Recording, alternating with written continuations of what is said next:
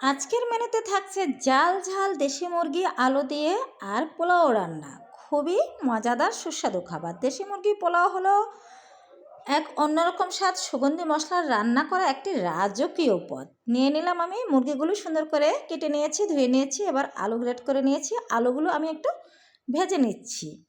তারপরে আমি সাথে দিয়ে দিলাম আদা রসুন সব একসাথে কষিয়ে দিয়ে দিলাম মুরগিগুলো।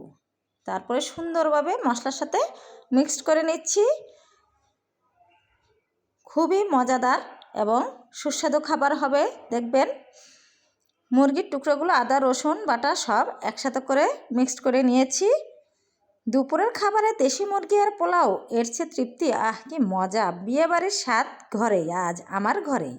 দেশি মুরগির স্পেশাল মোরগ পোলাও, শীতের দুপুরে ধোয়া ওঠা দেশি মুরগির পোলাও এবং ভালোবাসার মানুষজন যদি থাকে, খাবারের প্লেটে যখন সোনালি রঙের দেশি মুরগি ও পোলাওর সুঘ্রাণ, এক অন্যরকম স্বাদ। আমার হাতের সেরা মোরগ পোলাও আপনারও ভালো লাগবে যদি আপনি আমার বাড়িতে দাওয়াত খেতে আসেন।